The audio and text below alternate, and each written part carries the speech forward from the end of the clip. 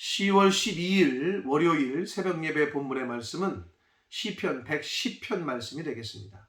시편 110편 1절로 7절까지의 말씀을 통해서 새날 주시는 하나님의 은혜를 함께 나누도록 하겠습니다. 자, 시편 110편은 성경은 우리에게 다윗의 시라고 저자를 알려주고 있습니다. 다윗이 쓴 시인데요. 그 내용상 메시아 예언시로 분류가 됩니다. 결국 하나님께서는 다윗을 통해서 이 땅에 오실 메시아 예수 그리스도를 예언케 하셨어요.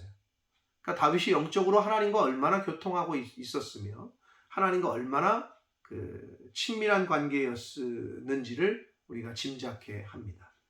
그래서 이 110편에서는 짧지만 이 땅의 왕과 제사장으로서 오실 메시아 예수 그리스도 메시아의 통치와 심판에 대해서 1절부터 4절까지 말씀을 하고 있고 5절부터 7절에서는 그 메시아께서 이 땅에 오셔서 예수 그리스도께서 오셔서 원수들을 다 멸하시고 종말론적인 심판을 하실 거라는 그러한 예언을 하십니다. 그래서 이렇게 크게 두 분단으로 나눠져 있는데 한 절씩 보면서 이 하나님의 은혜를 나누도록 하겠습니다. 자, 1절을 봅니다. 여호와께서 내 주에게 말씀하시기를. 지금 다윗이 내 주라고 표현하는 이 아도나이, 이 표현은 바로 예수 그리스도를, 메시아를 상징합니다. 뜻합니다. 내가 네 원수들로 네 발판이 되게 하리니. 하나님께서 예수님의 원수들로, 메시아의 원수들로 메시아의, 즉 예수 그리스도의 발판이 되게 하기까지, 즉 발판이 되게 한다는 것은 짓밟는다. 그러니까 예수님 메시아가 지배하게 하시기까지 라는 뜻이에요.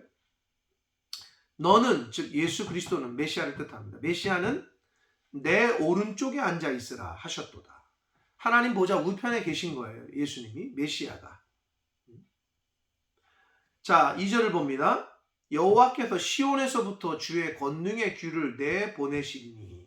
하나님께서 시온에서부터, 이 시온은 다윗성이 있던 곳이고 시온은 훗날 하나님의 성전이 세워진 곳이고 이 시온은 그래서 필연적으로 다윗 왕조와 좀 관련이 있는데 결국 여호와께서 시온에서부터 하나님의 성소에서부터 또는 다윗의 그 왕조에서부터 실제로 다윗 후손에서 메시아가 오셨죠. 예수 그리스도가 나셨는데 그래서 시온에서부터 주의 권능의 규, 이건 지팡이, 홀, 왕권을 상징한다고 몇 번 시편에서 계속 나왔을 때 말씀을 드렸습니다.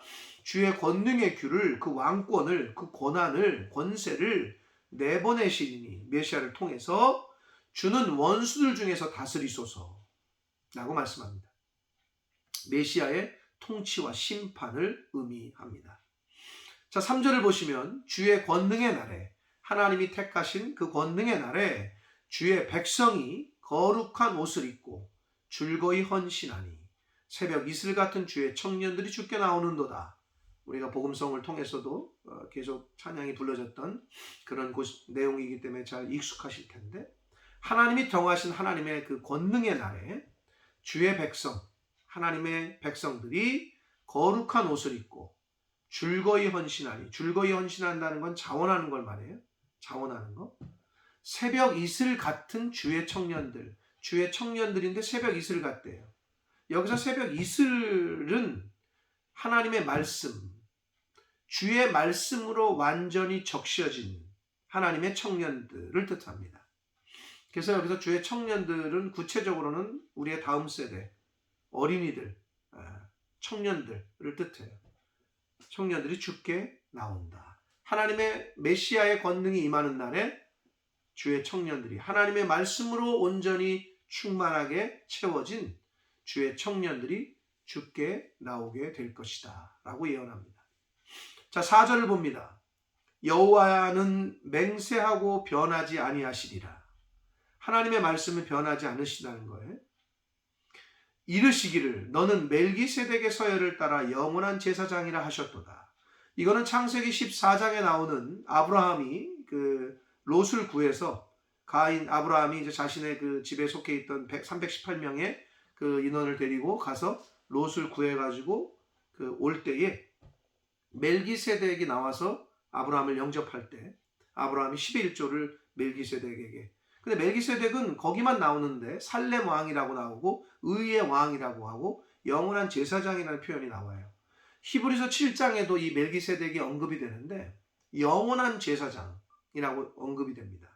그래서 멜기세덱의 서열을 따라 영원한 제사장이 되신 영원한 제사장으로 메시아가 이 땅에 오실 것이라는 것을 하나님의 말씀을 따라서 변하지 않는 하나님의 말씀을 따라서 그 예수 그리스도가 멜기세덱의 서열을 따라 영원한 제사장으로 이 땅에 오실 거라는 것을 예언하고 있습니다.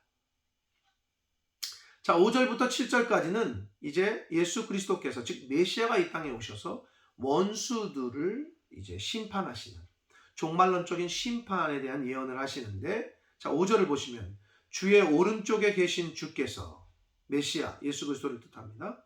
그의 노하시는 날에 심판의 날을 말합니다. 왕들을 쳐서 깨뜨릴 것이라. 즉 세상의 모든 권세들을 사단의 권세들을 쳐서 깨뜨리실 것이다. 문 나라를 심판하여 세상의 모든 나라를 심판하여 시체로 가득하게 하시고 여러 나라의 머리를 쳐서 깨뜨리신다. 즉 통치자 우두머리들을 세상의 주관자들을 다 멸하실 것이라는 비유적인 표현이 되겠습니다.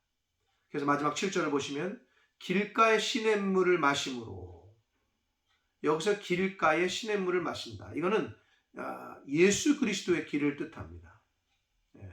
영어 성경에서는 one way라고 되어 있는데 the one way, 예수 그리스도의 길, 그곳에서 시냇물을 마심으로 하나님이 주시는 은혜의 생명의 생수를 뜻합니다.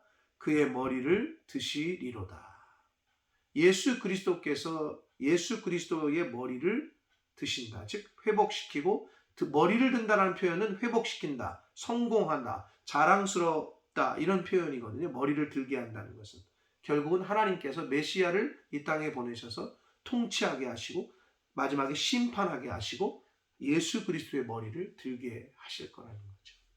그런 메시아 예언시를 다윗을 통해서 쓰게 하셨어요.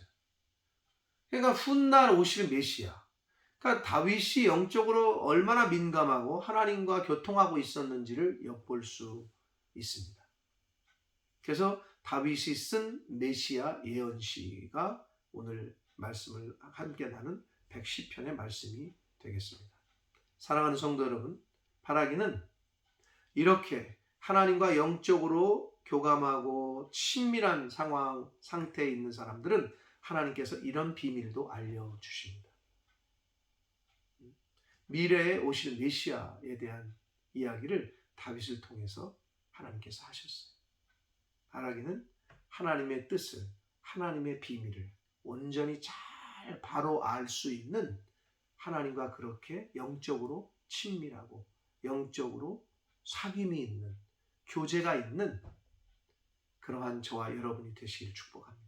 그런 하나님과의 교제, 릴레이션십을 갖고 있는, 이게 단절이 되면 세상 소리로 가득 차고 어디로 갈지도 몰라요. 그러나 하나님과 영적으로 늘 연결이 되어 있고 교제하고 친밀한 사귐이 있는 그런 하나님의 사람들은 하나님께서 하나님의 뜻을 알려주시고 하나님의 비밀도 알려주실 줄 믿습니다. 그러한 신앙생활을 하는 하나님의 자녀된 저와 여러분이 되시기를 예수 그리스도 이름으로 축복합니다. 기도하겠습니다. 살아계신 하나님 아버지, 하나님께서 다윗을 통해서 메시아에 대한 예언의 말씀을 알려주셨습니다. 그 비밀을 다윗에게 알려주셨습니다.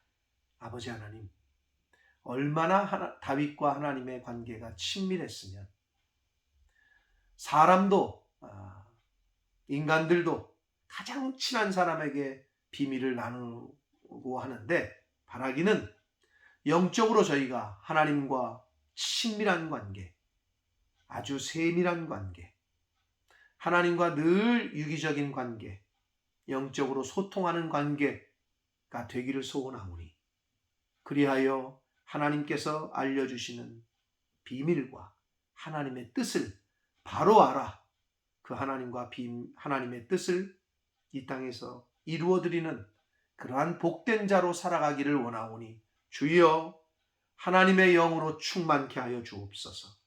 성령으로 충만한 오늘이 되게 하시고 이 땅에 사는 날 동안에 하나님의 말씀으로 하나님의 성령으로 충만하여 하나님과 늘 교제하는 친밀한 관계를 유지하는 하나님의 자녀된 저희 모두가 되게 하여 주옵소서. 예수 그리스도 이름으로 축복하며 기도 올리옵나이다. 아멘.